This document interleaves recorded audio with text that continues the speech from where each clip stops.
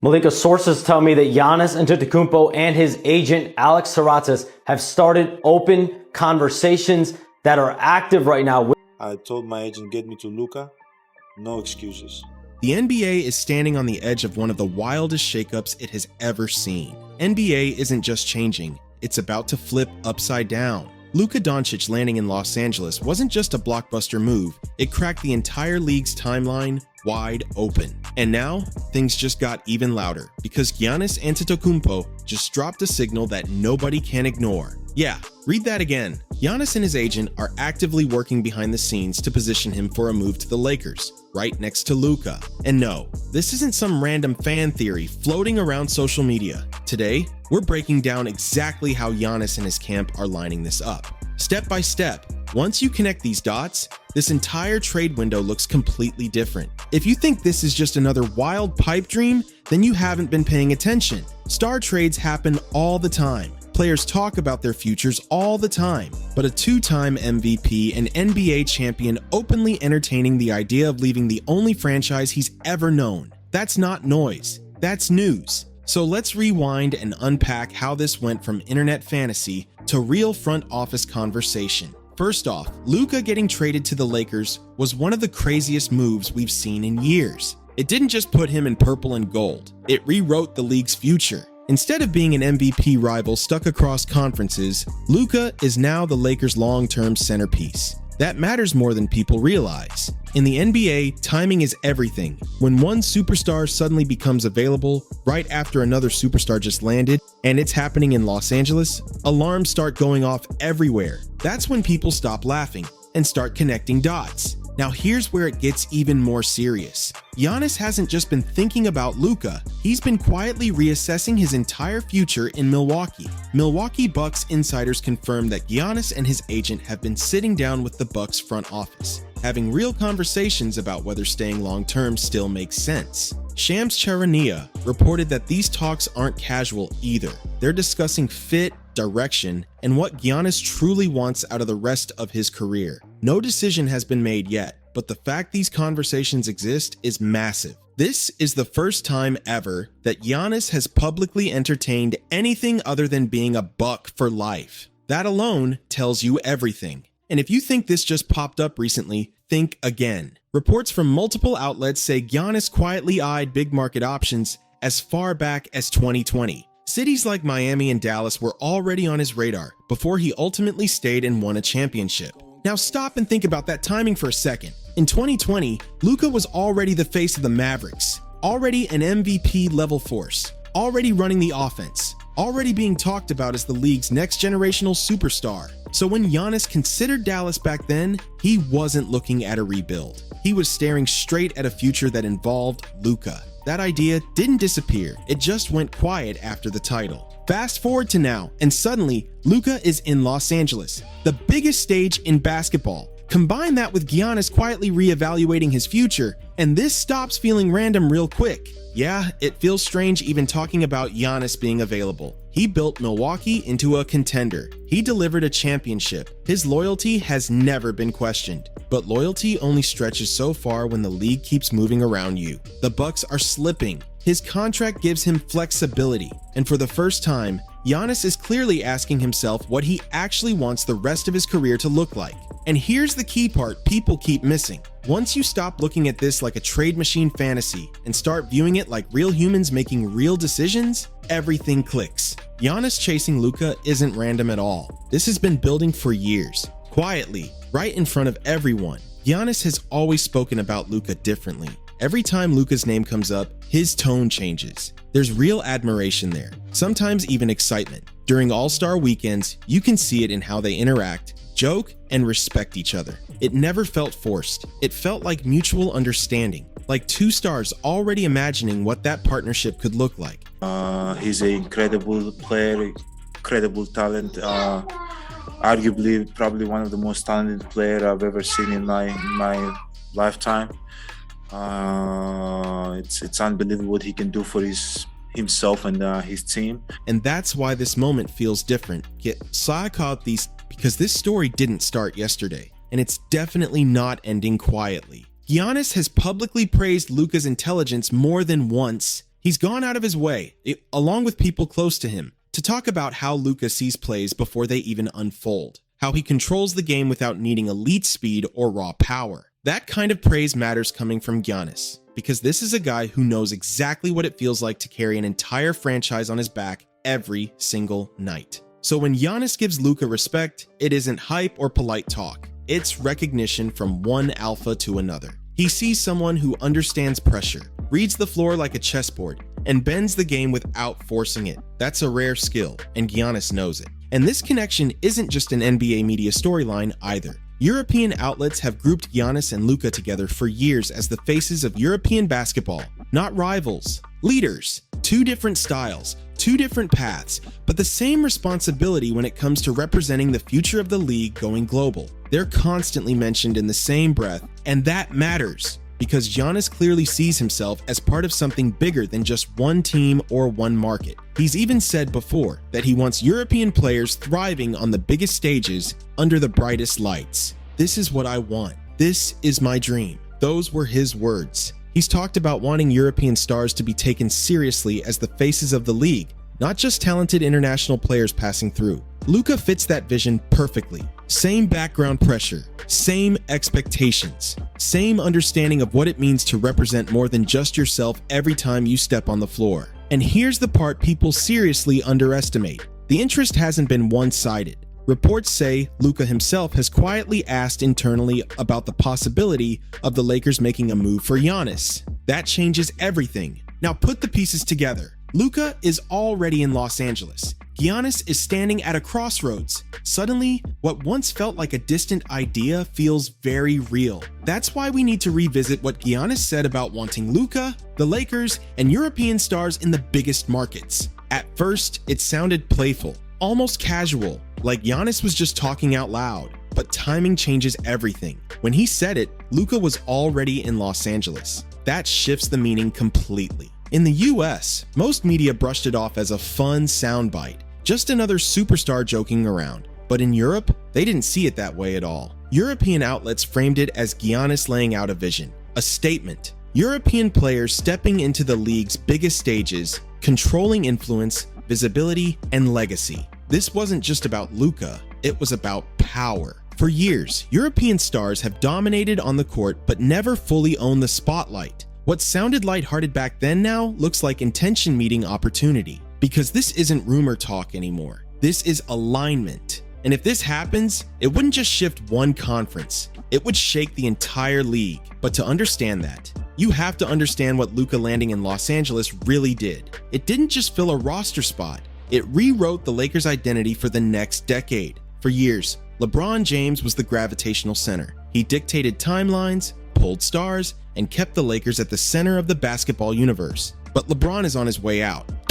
And everyone knows it. That vacuum was coming. And Luka didn't just step into a jersey. He stepped into that power space. Everything now orbits around him. The Lakers didn't slowly rebuild. They instantly became one of the most interesting teams in the league again. And here's why that matters for Giannis. Luka is young, really young, for someone with that level of control and experience. He's insanely skilled, flexible, and adaptable. He doesn't force teammates to adjust to him. He adjusts to them. That's massive for Giannis. Possibility of the Lakers trading for Giannis. Luka Dončić asked the Lakers to try and acquire Giannis Antetokounmpo.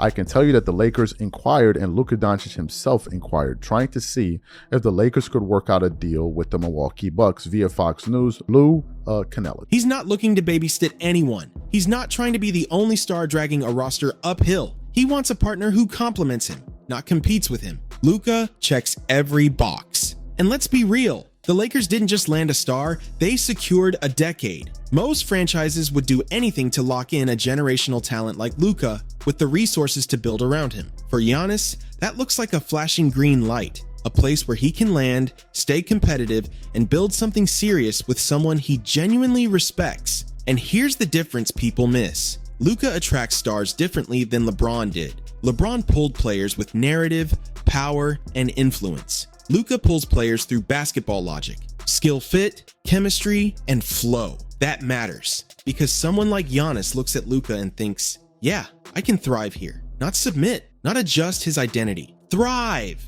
This isn't a team being built around ego. It's being built around how the game actually works. Post-LeBron Lakers could have been messy and uncertain. Luka changed that instantly. He turned the Lakers into a real destination again, especially for someone chasing more than a paycheck or a quick ring. And if you're watching closely, this is exactly what's happening. The Lakers aren't just rebuilding anymore. They're becoming the most dangerous and attractive landing spot in the league. Because Luka being in Los Angeles doesn't just make the Lakers bigger, it makes Milwaukee start to feel smaller by comparison. Think about it for a second. Giannis Antetokounmpo has built an incredible career in Milwaukee. He's got the title, the MVPs, the legacy moments, all of it. But even at his absolute peak, the Milwaukee Bucks keep running into the same wall. Let's talk playoffs. In 2021, they finally broke through and won it all. Historic, no doubt. But right after that, reality hit fast. In 2022, they got knocked out in the second round by the Celtics, even with Giannis averaging 34.5 points, 11 rebounds, and 5 assists in the series. He did everything, and it still wasn't enough. Then came 2023. Same story, same opponent, the Celtics again. Only this time, it was a sweep in the Eastern Conference Finals. That's not bad luck. That's a ceiling. Teams have learned how to slow him down. Giannis is still dominant, still unstoppable in spurts, but even he knows the limits of doing it alone. Winning one title was monumental, but it didn't unlock the repeatability he's chasing. And let's be honest, the supporting cast just isn't championship ready anymore. That 2021 squad had real pressure relief. Prime Chris Middleton, Drew Holiday, defenders, shooters, balance. This version of the Bucks, not the same. Yes, Miles Turner protects the rim and hits threes. Kyle Kuzma can score. But after that, you're talking about solid role players. You put him in Luka. Within 2 to 3 years, you're winning the championship. He's averaged 30 points a game, 11 rebounds, 6 assists for the last 5 years. Not guys built to contend year after year. Nice pieces, not difference makers. Now add the salary cap mess into it and things tighten up even more. Milwaukee is deep into the cap and flirting with luxury tax territory. That means no easy fixes. No clean path to adding another all-star without gutting the roster or sacrificing future control. And the numbers back this up loud and clear. Last season, when Giannis was on the floor, the Bucks had a plus 3.1 net rating. When he sat, that dropped to minus 0.3. This season, it's even more extreme, nearly plus 4.5 with him, around minus 1.2 without him. In plain terms, when Giannis plays, Milwaukee survives. When he sits, they struggle to function. That's not a dynasty formula. That's one superstar carrying everything. Then you factor in injuries and timing. Damian Lillard's absence earlier this year exposed the cracks even more. Even with Giannis putting up MVP numbers, the Bucks don't have enough elite defenders or consistent shot creators